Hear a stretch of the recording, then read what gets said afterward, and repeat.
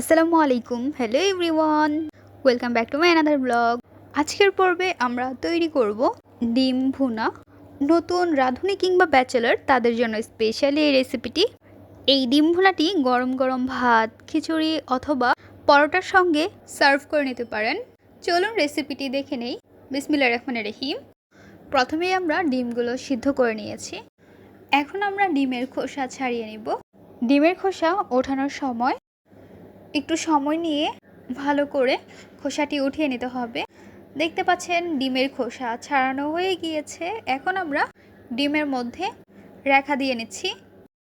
এইভাবে রেখা দেওয়াতে যখন আমরা ডিম হালকা একটু ভাজি তখন গায়ে তেল ছিটকে আসে না। তো সেমভাবে সবগুলো ডিম আমরা রেখা দিয়ে নেব। চুলায় বসিয়ে দিচ্ছি একটি কড়াই, দিয়ে দিচ্ছি সরিষার তেল। তেলটি গরম করে নিচ্ছি। এখন আমরা ডিমটি অ্যাড করে নেব। ডিমের মধ্যে দিয়ে দিচ্ছি হলুদের গুঁড়ো।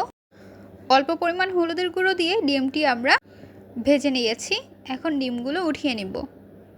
তেলের মধ্যে দিয়ে দিচ্ছি পেঁয়াজ কুচি। পেঁয়াজ কুচি দেওয়ার পর খুন্তির সাহায্যে আমরা নাড়াচাড়া করে নেব। উল্টিয়ে পাল্টিয়ে নাড়াচাড়া করে অ্যাড করে নিচ্ছি তেজপাতা, দারচিনি। এখন দিয়ে দিব লং। খুন্তির সাহায্যে আবারও আমরা নেড়েচেড়ে নিচ্ছি। এখন আমরা অ্যাড করে নিব আদা এবং রসুন বাটা হাফ টেবিল চা চামচ, জিরা বাটা হাফ টেবিল চা চামচ। সাথে দিয়ে দিব কাঁচামরিচ কুচি। কাঁচামরিচ কুচি দেওয়ার পর খুন্তির সাহায্যে আমরা নাড়াচাড়া করে নেব।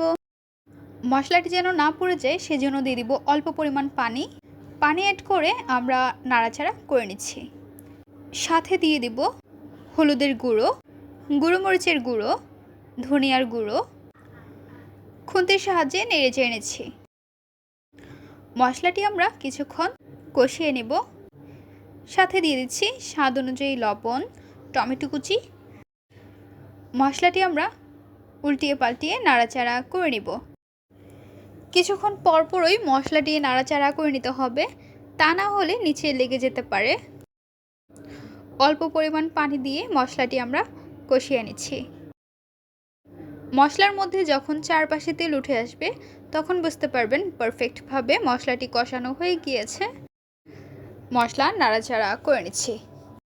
আমার কাছে এইভাবে ডিম ভুনা করলে খেতে তো অনেক বেশি ভালো লাগে, প্লাস সকলেই খেয়ে অনেক বেশি পছন্দ করে। এই তো মশলা কষানো হয়ে গিয়েছে। এখন ডিম অ্যাড করে নিচ্ছি। খুন্তি দিয়ে ডিমটি আমরা মশলার সঙ্গে মিশিয়ে নেব। ডিমটি আমরা মিডিয়াম ফ্লেমে রেখে রান্না করে নিচ্ছি। 2 থেকে 3 মিনিটের মতো মশলার সঙ্গে ডিমটি কষিয়ে নেব।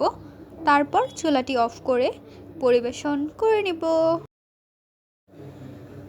তৈরি হয়ে গেল মজাদার ডিম ভুনা রেসিপি। খুবই সহজে আপনারাও এইভাবে ডিম ভুনা করে নিতে পারেন।